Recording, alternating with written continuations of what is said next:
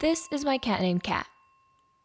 If you're wondering what he's doing in the middle of this spacious basement, sitting comfortably on his personal couch and starring in this video, well, that comes down to a conversation I had 3 years ago for my grade 7 Science Odyssey project, where I voiced my idea of throwing someone's house cat off a roof. Ever since I was a child, I've always wanted to catapult an untrained cat 50 meters without a parachute and watch it bounce like a pogo stick. You might be saying to yourself right now, wait, isn't that an indictable offense that can lead to 5 years of imprisonment under Section 445, subsection 1, Part A of the Criminal Code of Canada? If you did say that, you'd be absolutely correct. Congratulations. So I came up with an experiment idea, hopped onto Kijiji, bought myself a cat from a Tim Hortons parking lot, and soon enough I was waiting at Winston's house. Answer that right now. Oh, someone's coming. Turn it on, turn it on. Oh, okay. Deep breaths.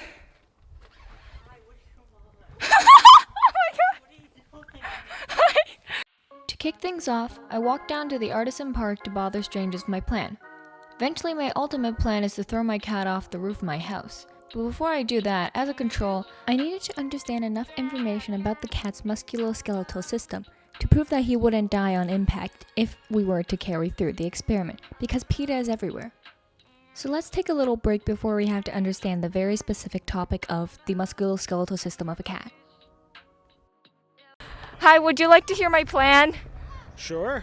Okay, cool, thank you for participating. Okay, cool. Would you like to hear my plan? Yeah, sure. Oh, cool, thank you. Thank you for participating. So after a little break, my cat was on board for a very merry legal experiment. And what better way to show that than a prep montage?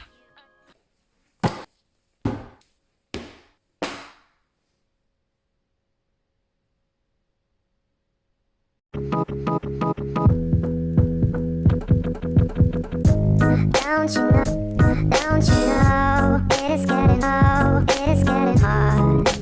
hard. With the cat taking his time to study, now's the perfect time to explain some of the sources of errors to keep in mind and why this is an imperfect experiment. The cat is currently only an 11-week-old kitten, and there is no specific IQ test for young cats, so his behavior may or may not just be him misunderstanding the questions because he's so uneducated. But more importantly, he's about the size of a 9-week-old, because at his last home he wasn't properly fed kitten food so he couldn't digest, and he has fleas in his stomach. So the results may not be universal.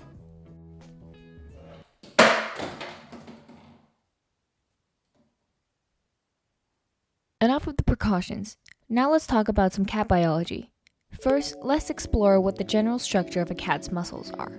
Cats possess a highly evolved muscle system that is capable of producing swift and agile movements. The muscle system of a cat enables it to catch prey and escape from potential threats. Muscles can be under voluntary or involuntary control. Voluntary muscles, such as those found in the arms and legs, can be controlled by thought. Involuntary muscles are those that are automatically controlled by the nervous system and cannot be moved at will. Examples of involuntary muscles are the muscles of heart, diaphragm, and intestines. It's important to remember that there are 3 types of muscle tissue: smooth muscle, skeletal muscle, and cardiac muscle. Smooth muscles are found within the internal organs such as the intestines, stomach, and bladder. They are involuntary muscles and are under the control of the autonomic nervous system. Skeletal muscles are also called striated muscles.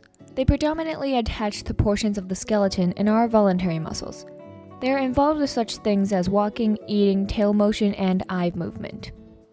Cardiac muscle fibers are found in the heart and are involuntary muscles.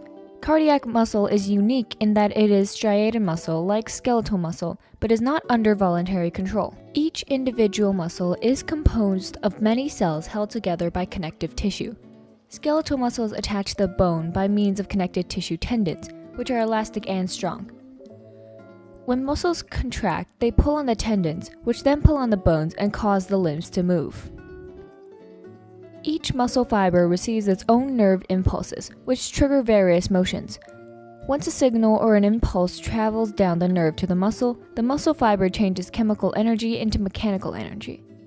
and the result is muscle contraction. Muscles receive a generous blood supply from neighboring blood vessels. The arteries supplying a muscle enter at a rather definite place and often connect within the muscle.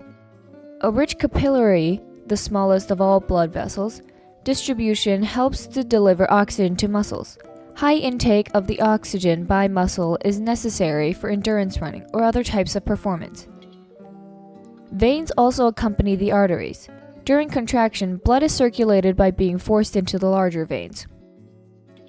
Now let's get back on track. What is the function of feline muscles? The primary function of muscles is to bring about movement to all or a part of the cat's body. Muscle is used to stabilize joints to prevent their collapse under a load. Smooth muscles maintain continence of the bladder and propel food through the bowel. Muscles also help to generate heat by shivering. Voluntary muscles can contract and pull, but they cannot push, so they must work in pairs that flex and extend. Extensor muscles straighten the limbs and attach to the bones, so the bones act as levers. The flexor muscles, which bend the joints, act to pick up the limb. Their partners, the extensor muscles, in turn contract to bring the limb back down. The abductor muscles move the limbs away from the midline, and the abductor muscles move the limbs towards the midline. So now that we have a clearer understanding of the cat's musculoskeletal system, we should move on to the important part of the project.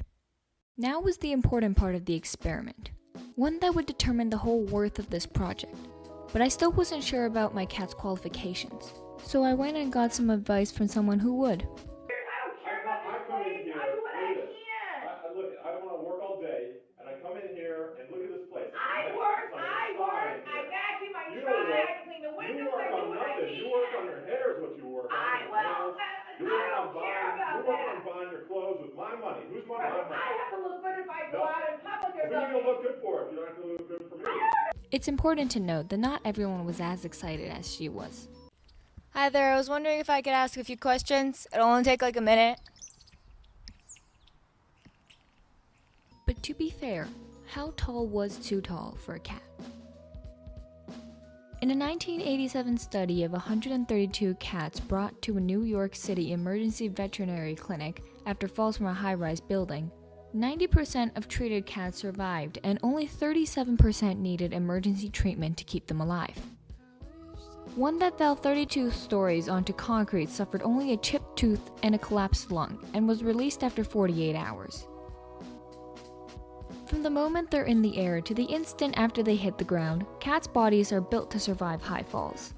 They have a relatively large surface area in proportion to their weight, thus reducing the force at which they hit the pavement. Cats reach terminal velocity, the speed at which the downwards tug of gravity is matched by the upward push of wind resistance, at a slow speed compared to large animals like humans and horses. For instance, an average-sized cat with its limbs extended achieves a terminal velocity of about 60 miles per hour, or 97 kilometers per hour, while an average-sized man reaches a terminal velocity of about 120 miles per hour, or 193 kilometers per hour, according to the 1987 study by veterinarians Wayne Whitney and Sherrill. Cats are essentially arboreal animals. When they're not living in homes or in urban alleys, they tend to live in trees. Sooner or later, they are going to fall. Cats, monkeys, reptiles, and other creatures will jump for prey and miss, a tree limb will break, or the wind will simply knock them over. So evolution has rendered them supremely capable of surviving falls. But don't go around catapulting your cats just yet. House cats in urban or suburban areas tend to be overweight and in less than peak physical condition. And because we all have to make sacrifices sometimes, while the cat risked his life and prepared to be dropped, I prepared to drop him. Wait, before you go call PETA, I'd like to mention that I did put a cushion on the box meant to break his fall. Because I care.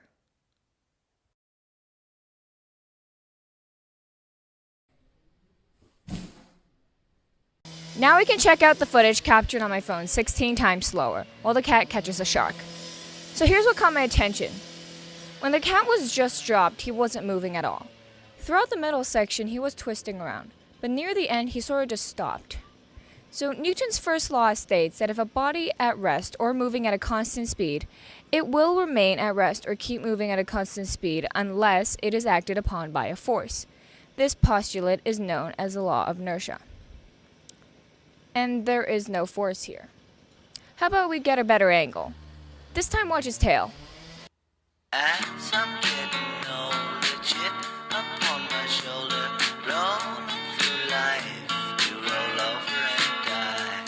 La la la la, la la la la, la la la la. Missing hippie John, silent days are gone, remembering things just to tell 'em so long. You probably noticed that when the cat was falling, his tail was rotating in a direction opposite to the direction his body was rotating. If you think that's how cats land on their feet, then you are wrong. In fact, even bobtail cats can do that. It's called their cat riding reflex.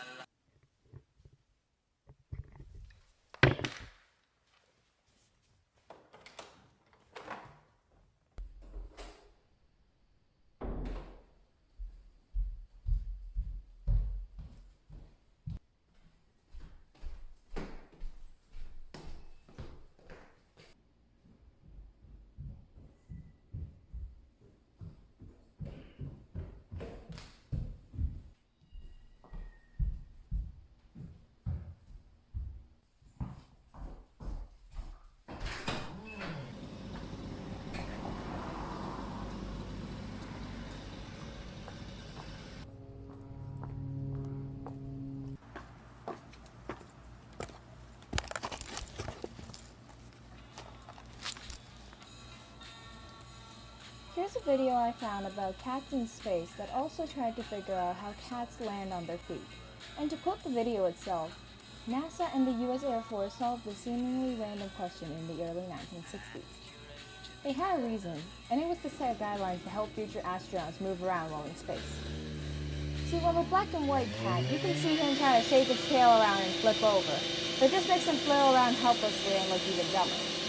And then suddenly it takes his back and folds it. And when he bends his back and then it starts flailing, something finally happens.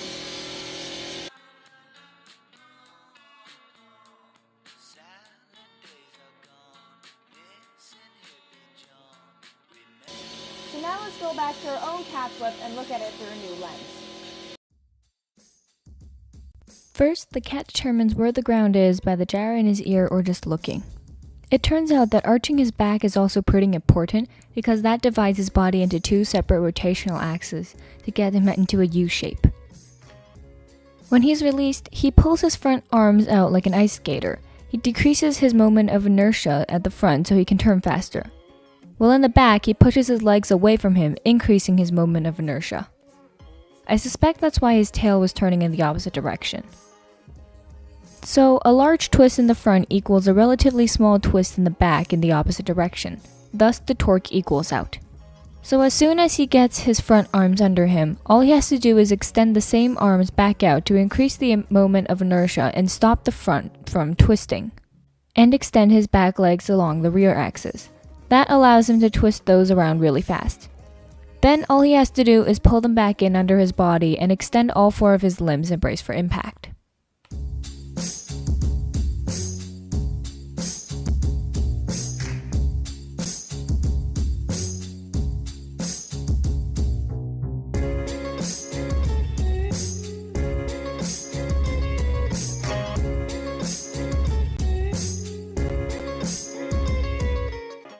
Based on the Ontario Science Curriculum for grade 11 and 12 from pages 56 to 59, the very niche corner of the feline musculoskeletal system is not even important enough to warrant its own paragraph.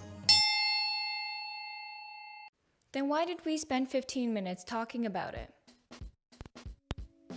If we were to speak educationally, there's little of importance to learn about how cats don't die upon impact with the floor. The only application would be to better understand our own physics in space and our own musculoskeletal system. But on the practical side of things, one day you and your cat will be plummeting 33 meters to your potential deaths. Now you'll know why your cat will still be alive and not you.